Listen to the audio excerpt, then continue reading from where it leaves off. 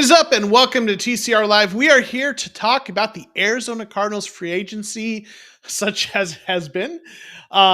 I think we'll have some different thoughts on that. I know there's maybe some mixed feelings, and we'll certainly talk about that as we get through this. But we're going to talk about who the Cardinals have brought back in terms of their own players, what we think that means for the roster, how we feel about those signings, and then we're going to talk about the players they've brought in so far, and then maybe talk about a few players we'd like to see them potentially consider bringing in as they move forward. I am joined by two good buddies of mine, Tyler and Kyler. I didn't plan it that way. But let's start with Tyler. How are you doing? And let everyone know who you are for those who might not know you. I'm doing good, and you guys may know me if you did follow the Chirpin' Yotes podcast. I was a former host of there. Rest in peace, Yotes. We hardly knew ye, but doing pretty good besides that. So if you guys see me on that or Twitter, usually, doing something on Twitter, you'll see me with my little octopus in my name bio. But yeah, good to see you guys. Good hanging out with you.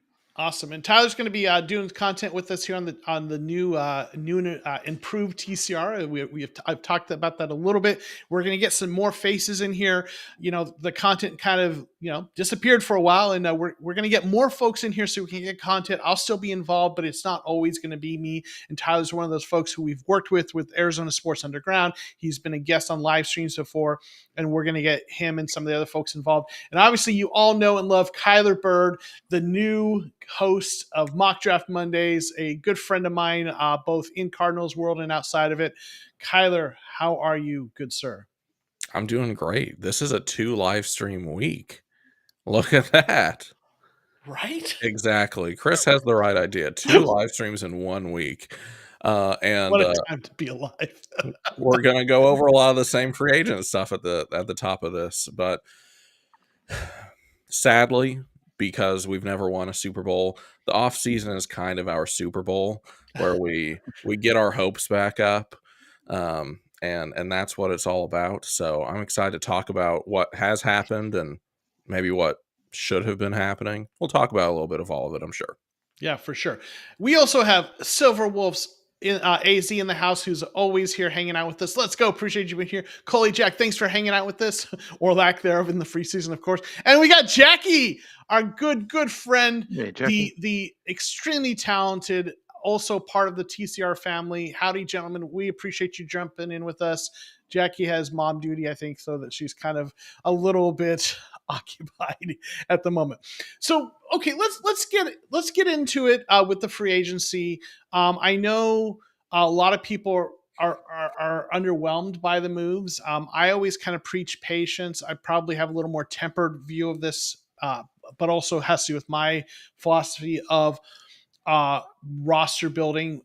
Real quick, Nick, thanks for being here. We have 2 GMs, Monty draft and the other one for free agency, right? He certainly has nailed the draft, but I think a lot of people aren't happy with what he's done with free agency. Jeffrey Gaines, thanks for being here. How are you doing today, my buddy? We appreciate you. We're doing well. Thank you for hanging out with us. So let's real quick look at who the major moves are, the signings thus far, right? I've got a handy dandy infographic slideshow thing, or I think that's the official term. Yes, I think so. That is the jargon, the industry slang, handy dandy infographic thingy. And we're going to go over who they've re-signed, their own players they brought back, and who they've brought in. And I'm just going to go over it real quick, and then we'll talk about what we think of it and what we think kind of the strategy and the plan was. So we start with, the players that are returning free agents. Baron Browning, pretty quick out of the gate. They brought him back, the edge they traded for from Denver. Joey Blount, a safety who was a major contributor on special teams. Like, he played a little bit at safety, but really made some big plays on special teams this year. Like, just some really great plays. Evan Brown, a guard, who really, he was a really, I think, a good value free agent signing last year. He really solidified that guard position. He wasn't always a world beater, but he was pretty solid. And a guy that I like having on the roster, especially because he can also play center in a pinch. The ageless Kelvin Beachum. I know some people are tired of seeing him return, but listen, he is a veteran. Like when Paris Johnson Jr. went down, I was very glad to have him. He has started at left tackle before. Do you want someone better? Ideally starting, sure. but a guy to be your swing tackle who can play right or left tackle if someone goes down. He is really a good fit in that regard. Then they brought back Zay Jones, a guy they had signed who really didn't do much, but he's a guy who has had some success in the league. And then we got Aaron Brewer, the long snapper who's been here for a while. And then just today, Greg Dortch they tendered an offer to him. So these are the folks that we have back so far. And then we get to some of the big names, or some of them not as big, but the guys they've brought in. The first one being obviously Josh Sweat. This was the big signing, right? This is a guy that was linked to the Cardinals for quite a while.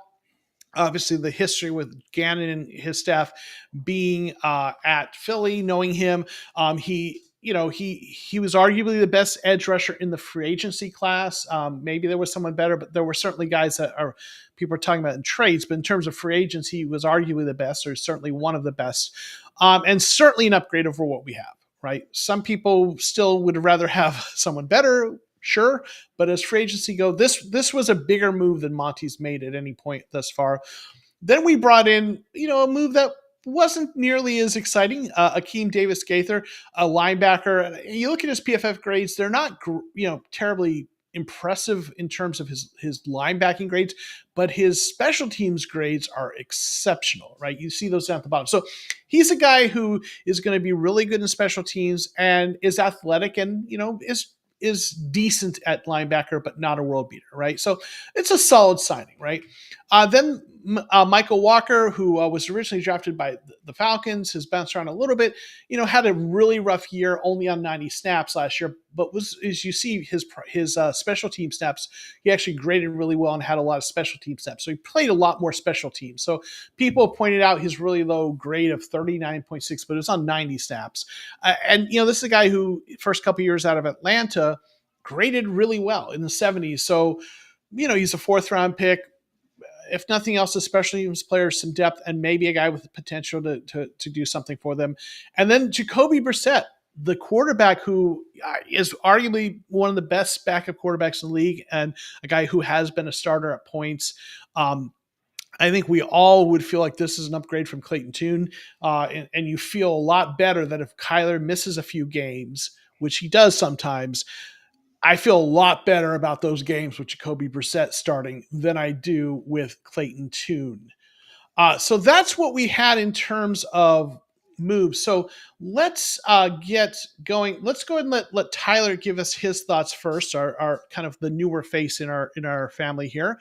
What are your thoughts on the moves that they've made so far in terms of who they've brought back and who they've brought in? So if we could go back to Sweat's PFF grades real fast, there's something Sure. I think I wanted to point out. If hopefully I'm cooking here, and we'll see if I'm like Monty. Maybe we'll see. Maybe he's still a better chef than me. But so Josh Sweat right there, 2022, Mm-hmm. right? Where is it at? Yeah, That was yeah. that was with his DC was Gannon. Am I correct on that? Because Yep. that was Gannon last would have been the year. DC 22 and Yep. 23, I think, right? So Mhm. that would have been 22 for sure. I know that, 21 and and that's 22. Was it yeah. 21, 22? Okay. Okay. Well, there's a lot more green You're right. bubbles when he had Gannon. So I think if we can get that Yeah. level, that production when Gannon's our head coach and we have Rallis as well, I think that he's going to be better than what we think he is now. People think he's just a bolstering, I don't know, I almost said blue liner, defense guy. But I think with Gannon and Rallis, I think we got something there. I think that is something that, not Rallis. Oh my goodness, it escapes me. But anyway, point is, I think Gannon gets the best out of his guys. I mean, look at our defense last year. There was almost Mhm. no names, but yet we stuck in a lot of those games. We stuck in, held in, and now we're getting a named person notoriety. I think it's good. I actually like that signing a lot. I'm very, very happy with it. So that one for sure. And then, like you said, Jacoby Brissett. I mean, that I feel a lot better if Kyler gets some kind of injury bug or something happens. I feel like at least the games aren't totally blown out. We're going to at Mhm. least have a chance to save a season or save a game. So that one feels pretty good. As to their guy, I'm not too. Browning was good too. Kind of all over the place, but I'm trying to remember off the top of my head what I was Yeah. thinking while we're reading out the list. But I like that we traded it. I think it was a 5th-round pick, so I like that we got to pretty much keep that and got the same talent level for a 5th-round pick, at least in my eyes. So I'll take it. So far, I think a pretty decent. Not flashy. It's not sexy. It's not beautiful. You know what I mean? It's not the Ferrari of the offseason, but I think it's a pretty good, solid.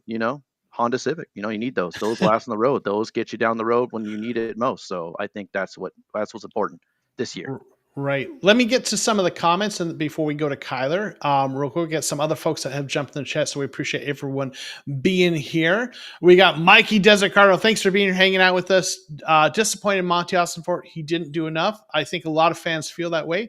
Nick, we already got your comment about the two GMs.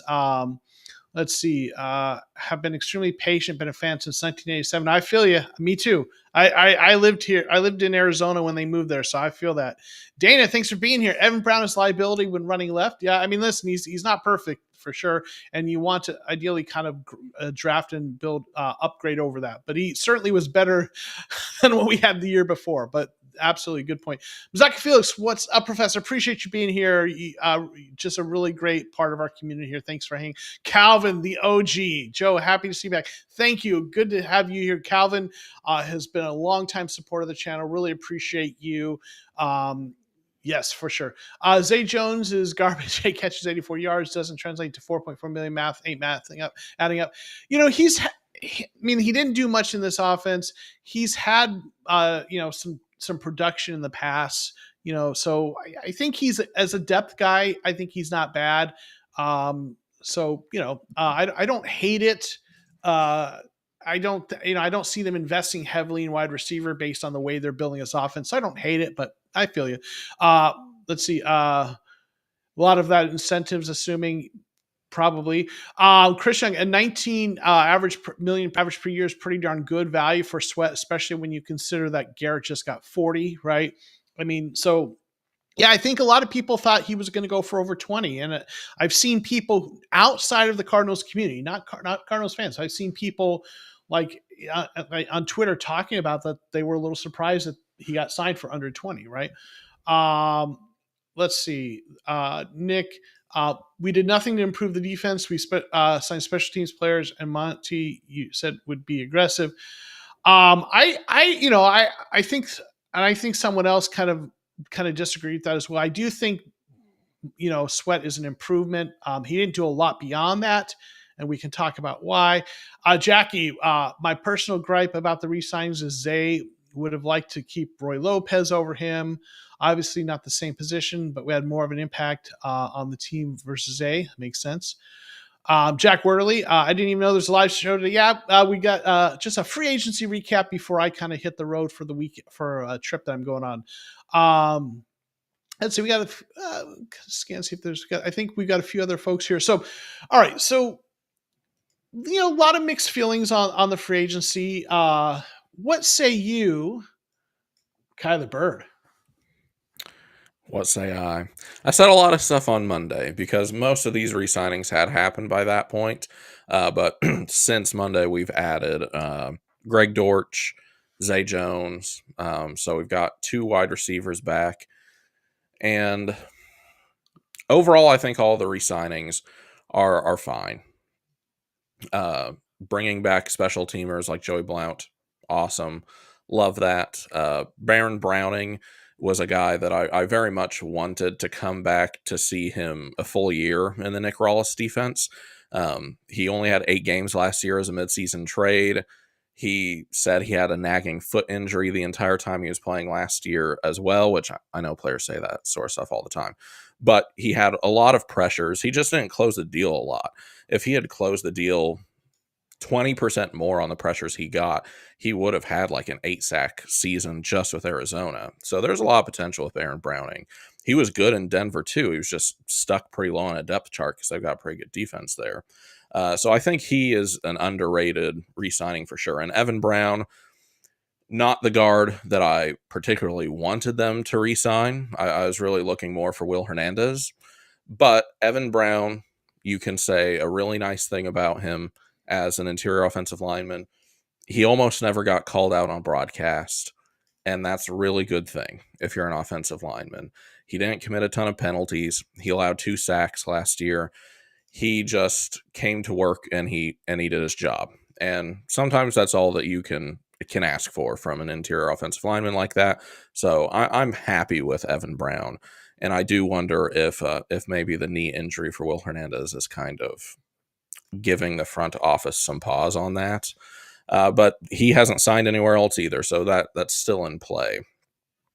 And Zay Jones, I mean, I'm with everyone. I get it. The production last year just wasn't there, but he's getting paid because of previous production. It's not like he is a completely terrible washed wide receiver. As recently as 2 years ago in Jacksonville, he had an 800 plus yard season as a perfectly functional wide receiver too. Like, he is not bad. He just wasn't used last year. We can knock on him all we want for the 8 receptions for 84 yards thing. He also only had 11 targets. So what exactly is he supposed to do with that? He also had the first 6 games of the season suspended. So that is going to impact your season pretty drastically too. And the price is fine too. That's just what you're going to pay for veteran wide receivers who have had pretty decent seasons. Now, like Jackie's point, or maybe it was Dana, I can't remember. I would have kind of liked to bring Roy Lopez back as depth too. But maybe that is just a hometown bias thing that I can't look past, because instead we did re-sign LJ Collier today, and I think that is the better option there. Yes, thank you, Jackie. I think LJ Collier, if you're going to bring back one of those guys, makes more sense to bring back than Roy Lopez, objectively. Um, and the best signing, probably minus Josh Sweat, who of course is the guy that we all really wanted. I mean, maybe Milton Williams, but we saw what he got, and there's just probably no way that Monty was going to pay money like that for a defensive tackle. So happy he got his bag. But Josh Sweat is the upgrade for defense. I'm not sure if we're going to get any other type of big splash signing there. Monty is such a draft guy. But other than Josh Sweat, Jacoby Brissett is, it's hard to overstate kind of how important that is. Last year was the only full 17 game season that Kyler Murray's ever played. Um, Even minus the massive ACL injury, he's missed a game here and there every season of his professional career, except last year. So having a guy, which we used to have in Colt McCoy, who could occasionally go out there and win you a game, Jacoby Brissett is that guy. He can win you a game. He's been in the league 9 years.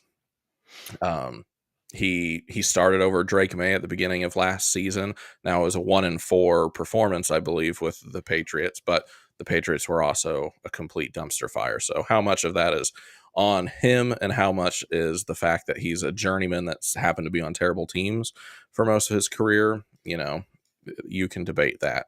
But he's definitely the best backup we've had on the roster since Colt McCoy, and he is a giant safety blanket in case you get another shoulder injury or you tweak the knee or an ankle or whatever, the tiny little nagging things that tend to happen with Kyler Murray. I think Brissett is just as important as Josh Sweat almost, for the actual potential success of the team next year.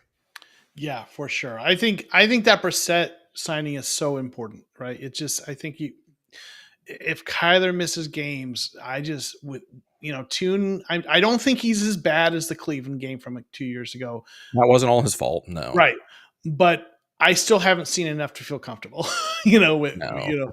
So here's what I want to do is I want us to kind of take a minute and kind of talk about what we think Monty's strategy was going to free agency, what he's trying to do and what he's doing, and explain what had happened, was why things are going the way they're going or not going.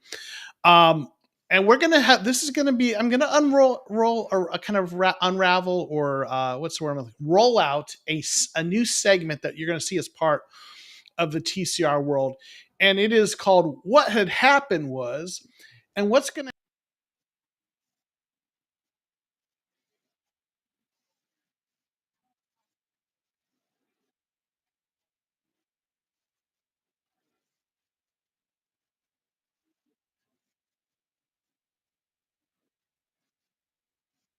All right.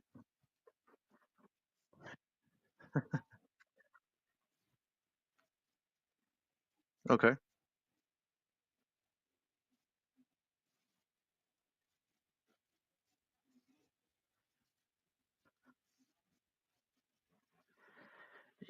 I can't do a Monty impression, unfortunately. But I think if I'm inside of his great, brilliant mind, I think he, like Kyler said earlier, what happened is I want to build to the draft and have success from that, and using free agency to bolster, not build, be my best explanation. That's kind of what I expected, or yes, what I expected of myself if I'm Monty to do this offseason. So I think I did so far okay. Could use some more signings here and there. I think we're not quite done with the free agency, but I think that defense got bolstered.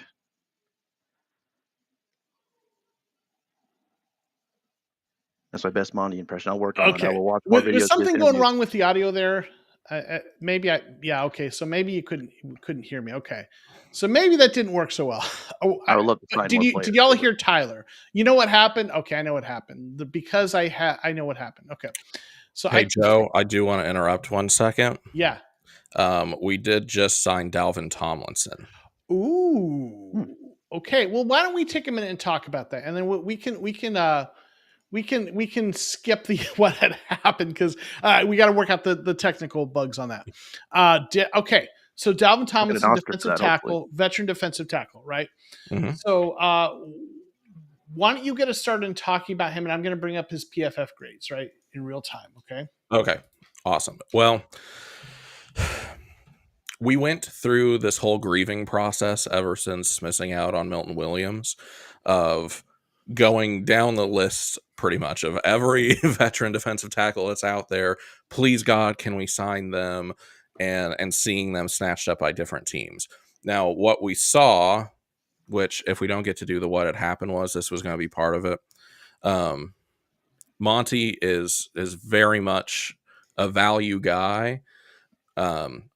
So Jonathan Allen, he's what, 30 years old, going for $20 million a year average was never going to happen in Arizona. Never going to happen. That type of money. Maybe that's the market resetting and the new cap value and everything. But I don't know what the terms are for this Dalvin Tomlinson deal because I just saw Field Yates tweet that 2 minutes ago. So we will see. But it was pretty clear to, I think, the entire fan base and obviously general manager Monty Ossenfort that defensive tackle is a massive need. And we've got a great, amazing, actually, probably best in a decade defensive line class coming up in the draft. But that's a pretty big risk to run back a first round pick from last year who really barely played, and then just depth guys like LJ Collier. So it seemed the entire time like surely he's going to add a veteran defensive tackle somewhere. And he finally did it. And Dalvin Tomlinson is one of the bigger names that's left. He's been in the league quite a few years at this point. So might not be the exact name that you guys were wanting, but he was also in on a lot of those guys. And that's something that we kind of are not keeping in part of the narrative. The Cardinals have been part of the negotiations with a ton of these big names, and we're being outbid. And Monty isn't going to be the spender to just overpay for the sake of overpaying. That's Mm-hmm. not his thing. So we've been in on it. He has been trying since legal tampering opened to get a guy, a veteran defensive tackle, and it looks like he finally did. So I'm assuming the value is going to be good if he finally pulled the trigger on one. Yeah. What do you think, Tyler? I'll let you jump in on what do you think of the Dalvin Tomlinson signing? Veteran defensive tackle. He's 31 years old, played with Cleveland last year, had been with the Giants for a lot of years, I think. Minnesota for a few years, graded out really well early in the career, grades down a little bit last couple of years, but still solid. So what do you think of the signing? I like that he kind of picked it back up in 2024. It makes me feel a little good about going back to what Kyler said about the value for sure.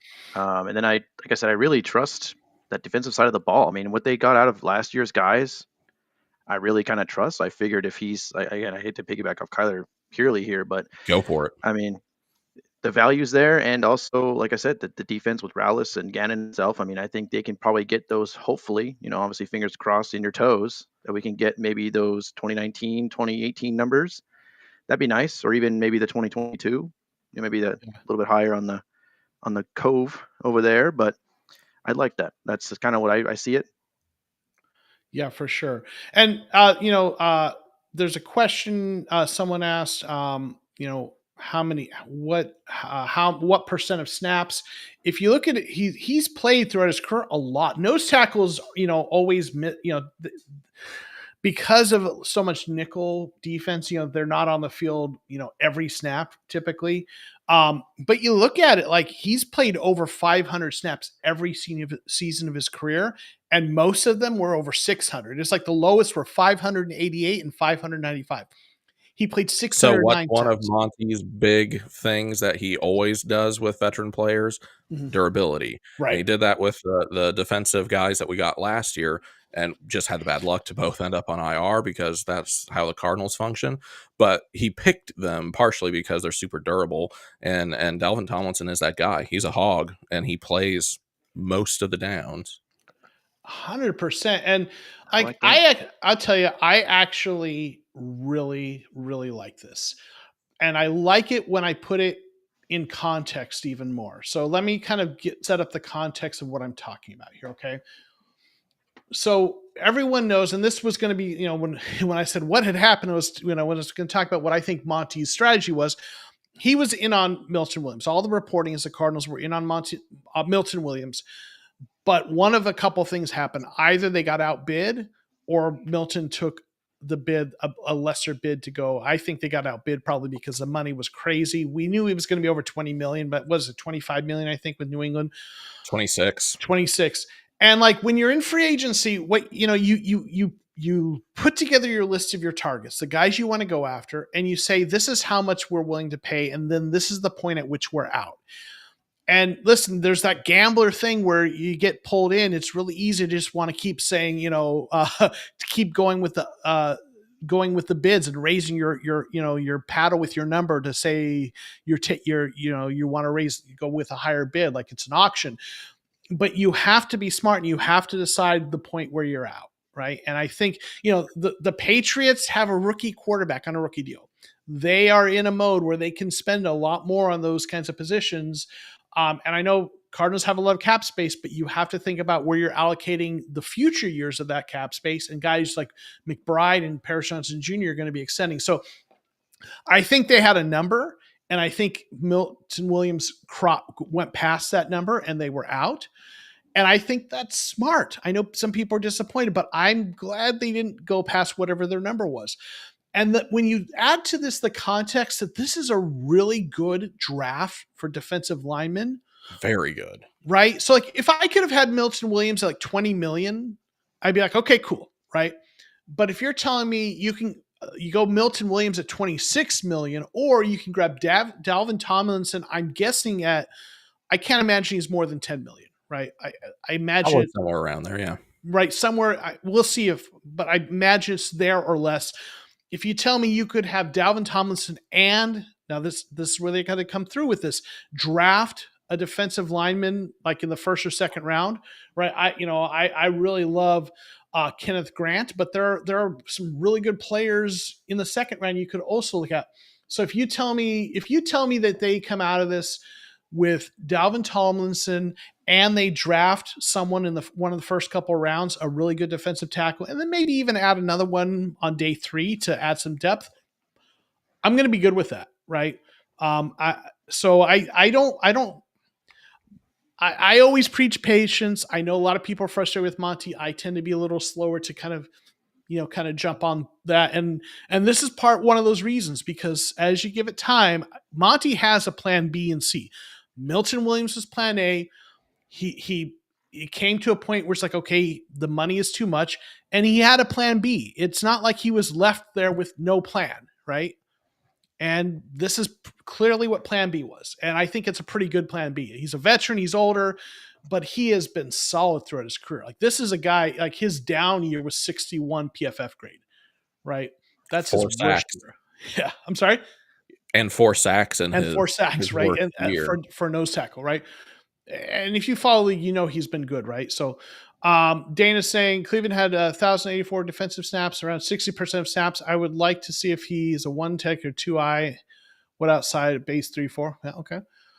So I actually really like this, and in the context of the draft as well. And it's not a great defensive lineman free agency class outside of one or two guys, really. Yeah. So I don't know. I like it. So I think it says something about the overall defensive lineman class that Milton Williams was pretty much the clear-cut number one guy in this group. And that's not a knock against him at all, but there's still quite a bit unproven about Milton Williams. This is not just me rationalizing it now because we didn't get him. I promise. There were always going to be questions about him. And if it's okay, can I bring up one comment from my friend Drew McWhorter? Okay, which one? Go ahead. Yeah. This one here. So we had a thing on Twitter Spaces on Saturday where we were talking about free agency and what we were looking for. And I do think Dalvin Tomlinson does help solidify what the defensive identity is supposed to be. I had heard things around, well, maybe we're not going after so-and-so because they're planning a switch to more of like a 4-3 type of defense. But Dalvin Tomlinson really solidifies you got a legit bona fide nose tackle. You're running with a base 3-4, and then you're going to do all the crazy sub packages that Rollis and Gannon like.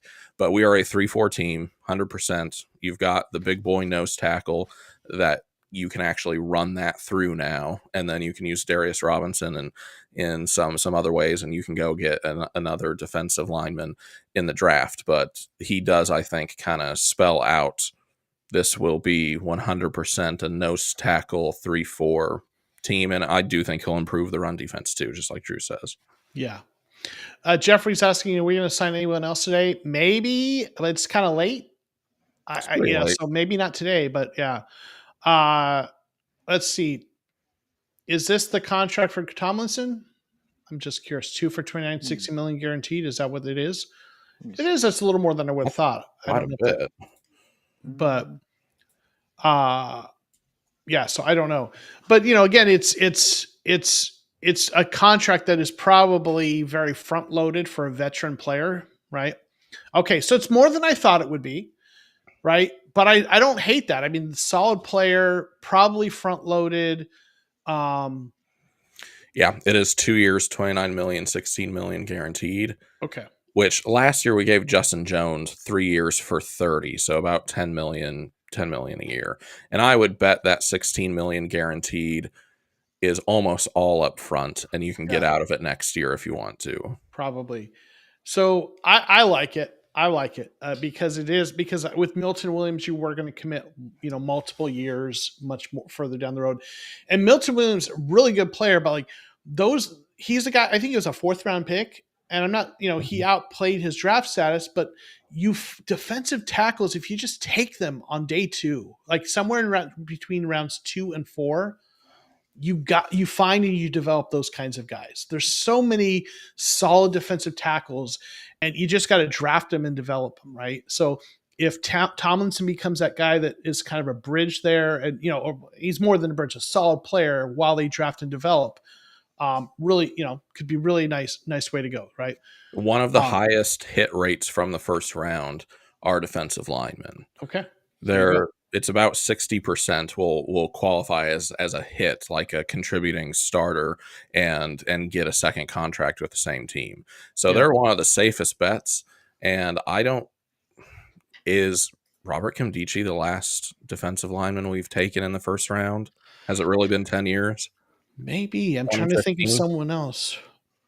It might be. Yeah. It's been a minute. We haven't done it in a long time. Mm-mm. I mean, Darius Robinson last year, I guess, but yeah, depending on how you're defining him, right? Mm-hmm. So, okay, so listen, this is a nice move. Cardinals, there's still some time. We'll see what they do, right? In terms of from here moving forward. So let's pose this as a question, and to kind of get this moving that way.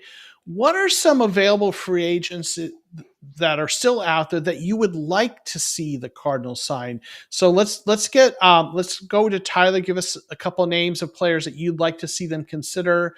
And folks in the chat, give us some names of players that are currently out there, free agents, that you would like to see the Cardinals look at.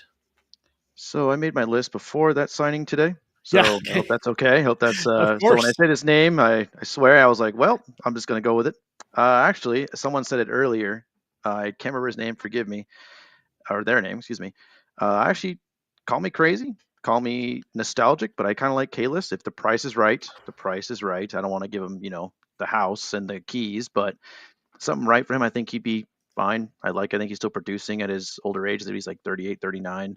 There it is. Yeah. See, Autumn. Calais Thank you very Campbell. much. That's the one. And then I also thought uh, another veteran wideout, Cooper Cup. I like him. I think he's fun.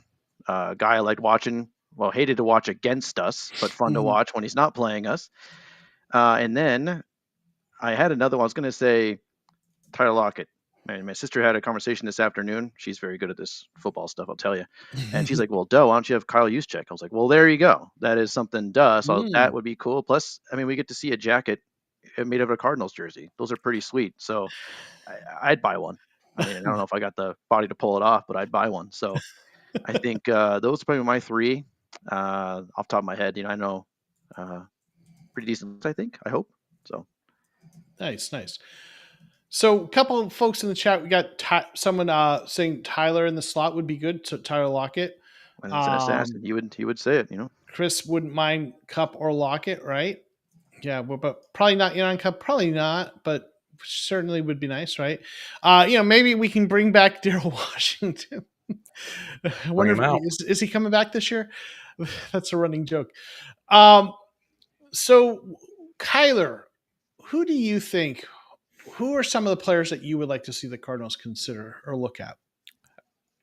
I swear Mm-hmm. this was on my list Uh too. huh. For sure. I really Mm-hmm. do. Uh, Receipts. because there weren't a lot of defensive tackle names left out there.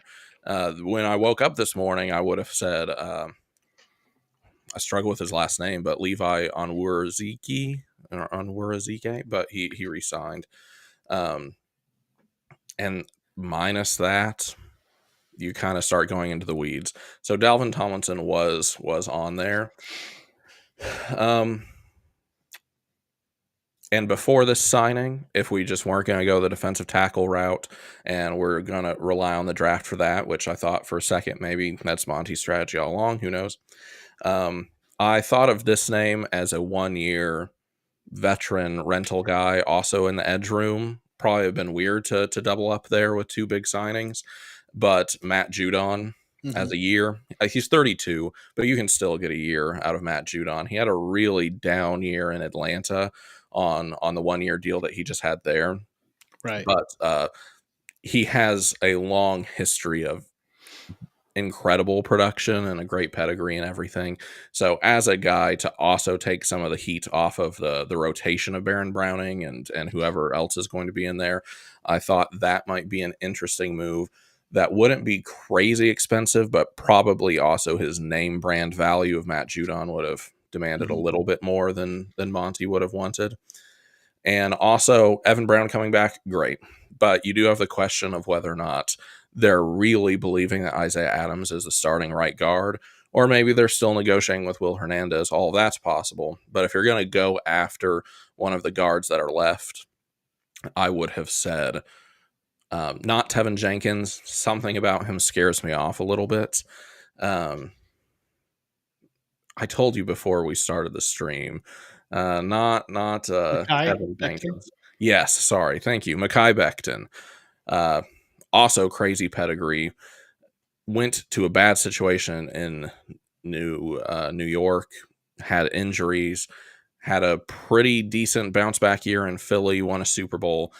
Hopefully, is going into the next phase of his career where that sort of stuff is figured and settled out. So, Mekhi Becton at guard, I think, would be at least an upgrade over Isaiah Adams if that's who you were planning to run out. And then the third one, who I was thinking of, that I think is kind of out of left field. I'm not down with the Cooper Cup thing. Amazing player, too many injuries, and also just not the specific thing that I think the wide receiver room needs, especially now with Greg Dortch coming back. So you do kind of have slot figured. Um, but an older guy who you won't have to sign to a very long deal, but is still crazy fast and is apparently a free agent. I kind of forgot that he was most recently with Dallas. Brandon Cooks. Mm. He is incredibly consistent and just crazy fast. And you throw him on one side, he is just you do nothing but take the top off the defense, go for it, run out there, Brandon, and we'll try to get it to you, which I do think is something that wide receiver room is missing. And Mhm. out of the wide receivers who are left, most of the big names that are going to be the older veterans that get 1 or 2 year deals anyway. You've got Amari Cooper and Stephon Diggs and stuff out there. We don't need another possession receiver. Yeah. Either you really upgrade the slot and get a Cooper Cup type of guy, or you get a guy who's incredibly fast like Brandon Cooks. And so he was my like really out of left field guy. Right. I like that. I was really just looking at guards. I didn't love what I was seeing in terms of the remaining defensive tackles. Hadn't really thought about Dalvin Tomlinson, so I really like that signing. Um, I don't hate, another receiver. Got a couple of people talking about Elijah Moore. That's another possibility. Guy who's drafted. I think was he a second round pick or first? He was a highly drafted receiver. With some talent, that'd be interesting too, right? Take a flyer on that. So I don't hate that. Um, I all my lists were guards, and I think talked about a couple people I looked at. Mekhi Becton, I think, is one I would definitely like to see them consider. Tevin Jenkins, he was on my list, but I see why you with the injuries and such. Another player though, that a guard that we haven't talked about is a veteran. He's not a high end guy, but Brandon Scherf is a guy who's been a solid player. Yeah.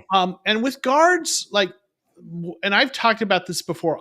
What I would like to see them do is sign 2 guards and that can start, so that they have 3 guards that they are kind of between the 3 of them. Whoever the 2 that play best are starting. Isaiah Adams, Evan Brown now, and Scherf would nice. That Jake's saying he might retire. So okay, so if he retires and he's out, but someone like that, right? Um, Tristan Colin is another guy. Like if you bring him back and Evan Brown, I've talked about it before. He played well. He's not been a full-time starter, but he's graded well and he's been solid. And I do think they are in on Isaiah Adams. I think he was a rookie. He started down the stretch. They brought him along, got him partial snaps, and then they got him starting snaps. His pass protection, needed work. His run blocking was solid. I think that's kind of what they knew they were going to get with him. And he was a rookie, so he's going to hopefully get better. He's going to struggle, but they drafted him in the 3rd round for a reason, right? And yeah, Agent 47. Yeah, they love Adams. I think Adams is probably the starting right guard, most likely.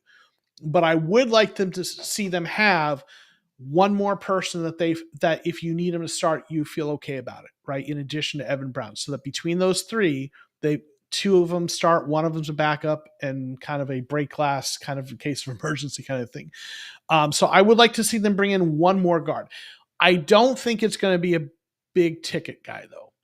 I as much as we'd love to get Mekhi Becton, I do think it's more likely to be someone like Tristan Colon or someone of that tier, because I think they see Adams as the starter, and guard is a position that you don't have to spend big money on. So, Yeah. um, let's kind of, as we kind of wrap up, what do you think the Cardinals are going to do here moving forward, just in terms of free agency in the draft? What is your best guess of what we're going to see moving forward? Not doesn't have to be specific players, but what kinds of moves do you think we're going to see, and how do you think they're going to approach the draft in terms of position? So Tyler, get us started. If you had to speculate what you think we're going to see from the Cardinals for the rest of the offseason, what do you think that's going to be? I think in terms of free agency, I think the big signings, the big name ticket, like you said earlier, I think those are done. I think we may get a couple small pieces here and there. But as for draft, I mean, it seems to be a pretty defensive heavy draft based on what Carter said. I've been piggybacking off on all night. The checks in the mail. Right. I think we'll Thank you. probably do that for sure. It seems to be kind of our most area of need off the top of my head right now as it stands. I think maybe we can use a veteran wide receiver like Cup, cough, cough, Monty, please. But outside of that, I think Yeah, all the big stuff's done, unless it's Cooper Cup. Kyler, what say you? Do you mind if I share my screen real quick? I don't mind at all. Thank Please you. do. Appreciated.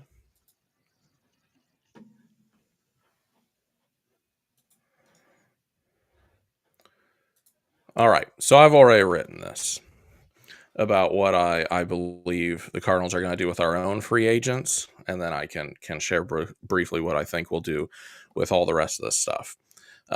So also shameless plug, any of my writing, Sports Illustrated, go check it out. But for the keep 'em section, I figure there's going to be a pretty high amount of roster turnover. As an 8-9 team, that's kind of what happens. We had 27 pending free agents going into this offseason. So the top of my list was Will Hernandez. We'll see if that happens or not. It's not out of the realm of possibility at all. I haven't heard any reports about it, so I don't know if that's an in-house negotiation or he wants to see what's out there. Kaiser White also would have loved to have him back just because he's a dependable face on the defense, a good team leader, not elite really, but can run the defense and you know what you're going to get out of him. So I like Kaiser White quite a bit.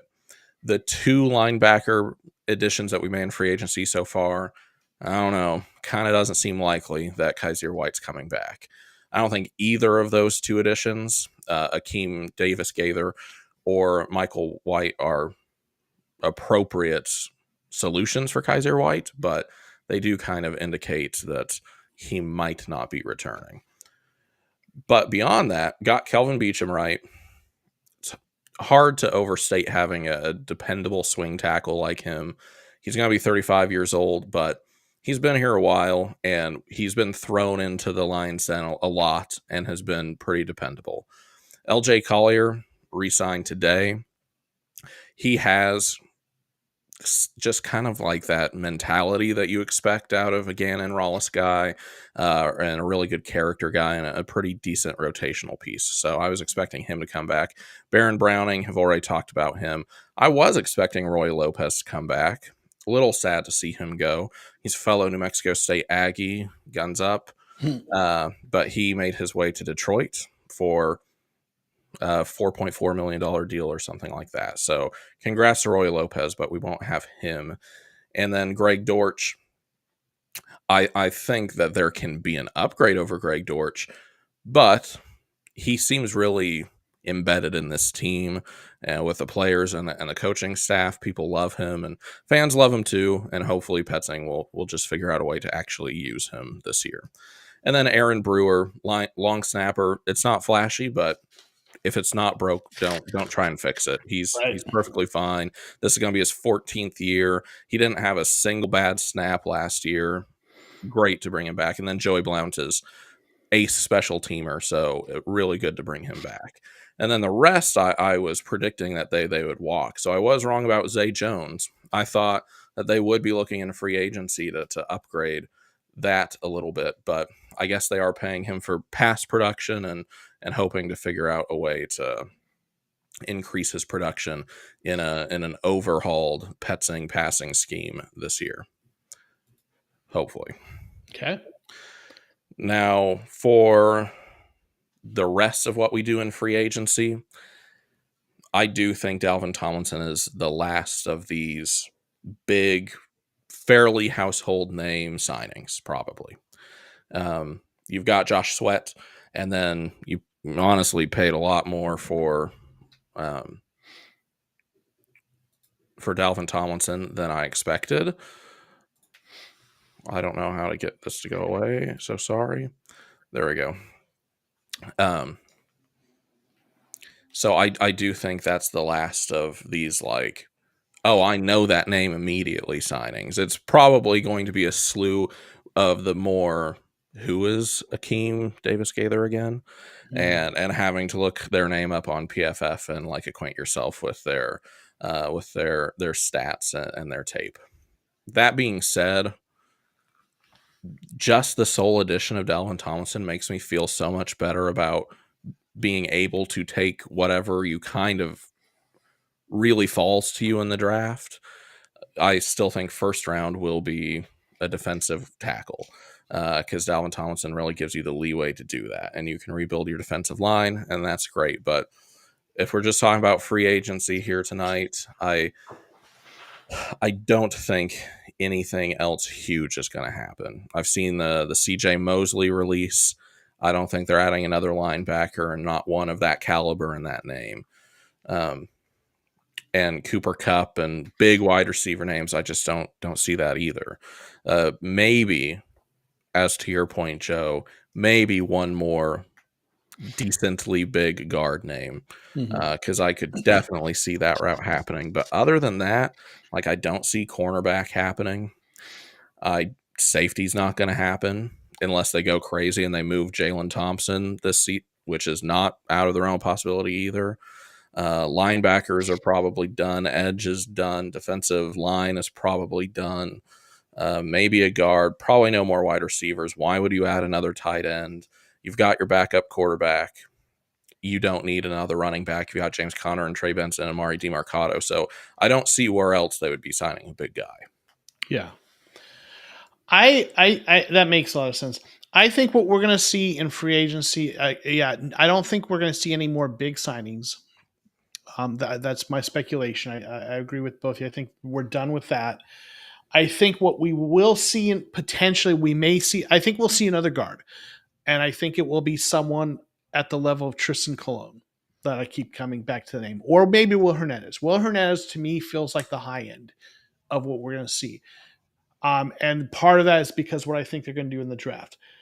I think we might see another defensive interior lineman, but it's not going to be a high end. It's going to be kind of a depth guy, right? But they might try to add some depth there. But they might be counting on Nichols and Jones to come back healthy and play better in their second year, which is not, I know everyone's so down on them, but they were solid players before they got here, and they were healthy players before they got here. They played bad. They played poorly. They got injured. Don't know how much of their poor play was because of injury, but I think we're too quickly writing off their demise. Yes, they maybe are miscast as your number one defensive lineman, number two defensive lineman, but if they come back healthy, if they're your third and fourth guys, that's actually pretty solid depth based on what they've done in the past. So, but we might see a depth guy there, but I don't think we're going to see a whole lot more. Maybe a receiver, but I'm Zay Jones signing makes me think maybe not as likely. From there, it's going to be probably more special teams guys. But in the draft, I think they're absolutely going defensive tackle, defensive interior somewhere. Hopefully first or second round. And I think they're going to try to get a guy who's going to become the cornerstone of that defensive line. I think we're going to see a middle linebacker. I think their plan for middle linebacker is Mac Jones or Mac Wilson is the guy right now. Yeah. And then between the guys they've signed and Owen Papo, a guy they're developing, who's played well at points. I think between the guys they've signed and the guys they have in house, they're going to kind of cobble together a starting rotation. But I do think they're going to try to draft the guy who's going to be the upgrade, right? The guy who's going he's going to have the draft pedigree and capital to develop into their green dot guy, right? Yeah. So I think they're going to draft that guy this year, but they're going to let the guys they've signed and have in house for the time being start if that rookie doesn't take that job right away. I think we're going to see another guard in the draft. Unless they sign a big name guard like Mekhi Becton, I think their plan is Isaiah Adams, right guard, draft, develop a left guard who will take over from Evan Brown when this new guard is ready. I think they want to draft and develop those guys, right? And I think we're going to see them try to draft another guard and continue developing that pipeline and hope that guy becomes a starter in 2 years. I think we'll see an offensive tackle. I suspect kind of high, right? We took Christian Jones, I think it was the 5th round last year, kind of later. Yeah. I think we're going to see a second round or third round offensive tackle to develop into that starting right tackle when Jonah Williams moves on. And I think we're going to see a safety who they're going to try to develop because I think we've talked about, I think Jalen Thompson's days are numbered. And I love Jalen Thompson. I'm not wishing him to be gone, but they've got a lot of money they paid Buddha. They drafted Rabbit. I just have a hard time seeing them paying a lot of money to safety perpetually, right? When they're going to start paying for guys like Paris Johnson Jr. and Trey McBride, they're not going to be able to float big safety contracts. So I think you're going to draft and develop guys. And then maybe, a developmental edge with high upside. The guys they've signed have kind of taken a little bit of the urgency off that, but they still might draft a guy. But they've got in-house BJ Ojolari they're developing, right? So, and then I think maybe a wide receiver, but if so, I think it's a speed wide receiver, and I think it's not early. So that's what I think's happening moving forward. And if that's what's happening, it does feel like a cohesive plan. It might not be the splashes people wanted, but it feels like a plan, and it feels like it's a lot more well thought out than anything Steve Keim gave us. That's my biggest takeaway too, though. Honestly, is like I feel like this is the first time in a while. I mean, I can't remember the last time we actually have a plan. I think there is a plan in place. There's a blueprint. It may not be like I said, it's not the Camaro of a blueprint, but it's the Honda Civic that's reliable, going to get you places. So I like it. Honestly, I being if I can mention real quick, hockey fan. Red Wings, the whole point was built to the draft, bolster with free agents, and that's what we're doing here. And I think that is probably the best safe, a little conservative, sure, but I think it's the best way to build a team, in my opinion. So I agree. Lance, we already talked about that. They signed 2 years, $29 million. I think we all kind of like that, especially considering what was, that we didn't land Milton Williams, and Tomlinson's a solid player throughout his career, better than solid. So we talked about that, and we think that they're going to draft a defensive lineman to develop and bring into the rotation. But Tomlinson definitely helps bring that, improve that quite a bit. So we're going to kind of wrap this up. We kind of wanted to get in here, talk about the free agency, and obviously there was breaking news while we were going. So real quick, what I want to do is I want to go around and have each of you just real quick give any final thoughts. I'll let folks know where to find you, and then we'll wrap up and get out of here. Tyler, you want to go? Oh, sorry, yeah, go ahead. Sure. Start, Tyler. Oh, yeah. Okay, I was like, yeah, okay. Well, you find me on Twitter mostly. But my final thoughts, really, I think it's kind of about what I expected. I didn't think we're going to be too crazy. It doesn't seem like the way Monty kind of rolls. He likes to draft, again, as you guys have said tonight. So about what I expected. I kind of hoped we would get maybe one more kind of sexy signing, but I'll take what we got. I really do. I trust the plan. So I'm very much committed. I'm Monty Cook, man. I'm here for it. I'm sitting at the table ready. I'm ready. Nice. Kyler, what say you? I think that as fans, we see players that we like go by and go to other teams without keeping in mind there are 31 other teams in this league that all have their own ways of functioning, that all have money to throw around at people. And also players do have the ability to pick and choose where they go to. It is not just Monty make it happen. It takes two to tango. Mm-hmm. And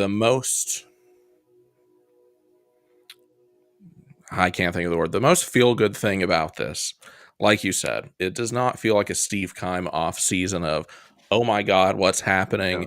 And then an explosion in your face. And we got a big superstar player, probably 3 years past their prime, but cool. Super big name is coming to Arizona. And that was always exciting. That was fun. It gave you a nice little dopamine hit whenever you saw that. But Monty is a very methodical planner. And he was in on the defensive tackles from the first hour of Monday morning. And we missed out on some guys. Milton Williams decided to go to another place and get a bag. Good for him. But it's not like the plan wasn't there. And the best thing that I can say about it is it's similar to how the Baltimore Ravens organization functions always, but particularly in the draft. The Ravens never pretty much overdraft a player. They always take who falls to them, and for some stupid reason, it always works out. Mm-hmm. Kyle Hamilton fell to them and has turned into a star. Lamar Jackson falls to them, and he turns into a star. Monty is the methodical Well, we'll wait and the right thing will happen when it happens. And he hasn't forced anything this offseason. I think we even got a little bit of a discount with Josh Sweat, honestly, because he wanted to play with Jonathan Gannon. Mm-hmm. But that all plays into players' choice and where they go to.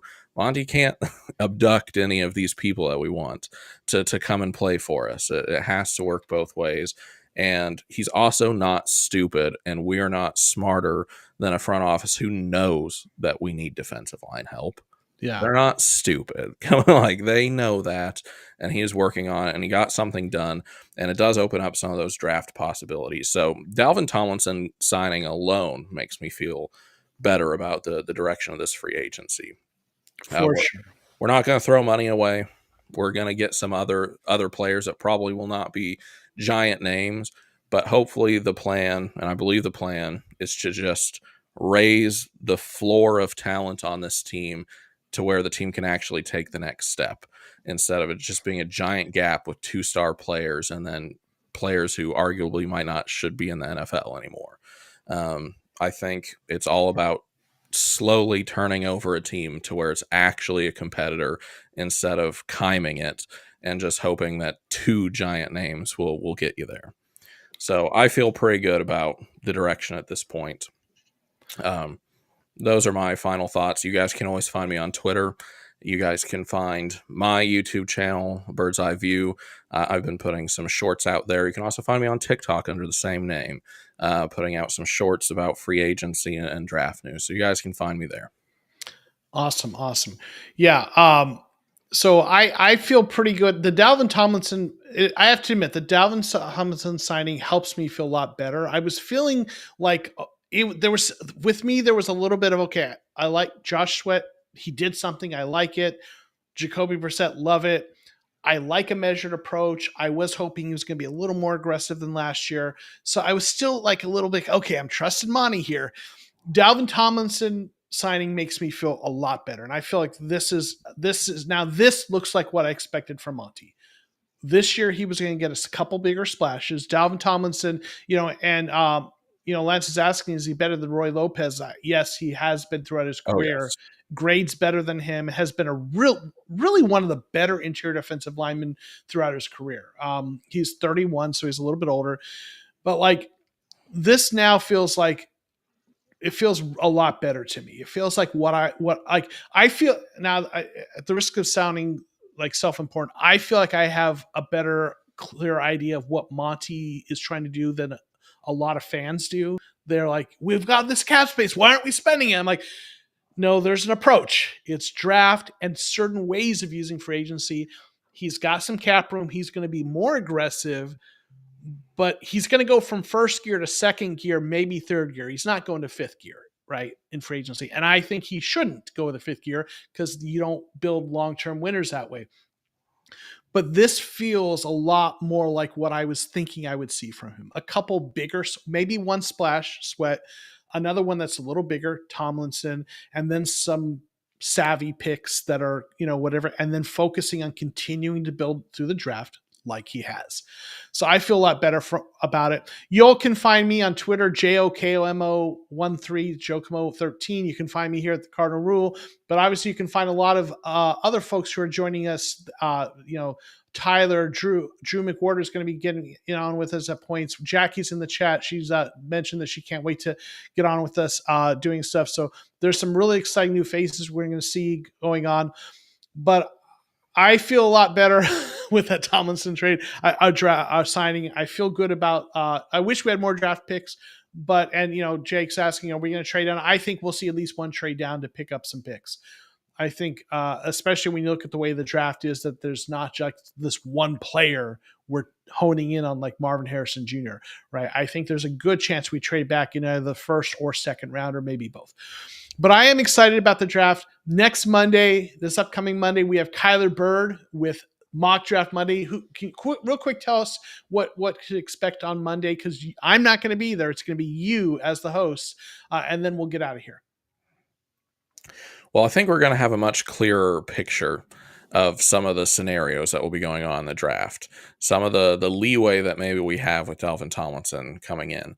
So I think we'll see a nice progression from what we were predicting last time. And everyone who submitted mock drafts for the one that we had this Monday, I appreciate it. Continue to submit them in Joe's Discord in the official Mock Draft Monday submissions channel there. I love to take a look at them, and we'll have another great stream on Monday. Awesome. Awesome. Well, thank you all for hanging out with us for our special edition of TCR Live Talking Free Agency. No, I won't be there on mock draft. Get used to seeing more faces in here. TCR is going to become a group more than a person. I'll still be involved. You'll still see me from time to time, but you're going to see some new faces, and we're going to get the content kind of coming a little more consistently. And I think that's going to be a nice, fun change for us. So thank you all for hanging out with us. We'll see you all next time. We're going to get out of here. Everyone. But here's hoping there's a few more signs to be excited about, but especially let's get ready for that draft. Everyone have a great weekend.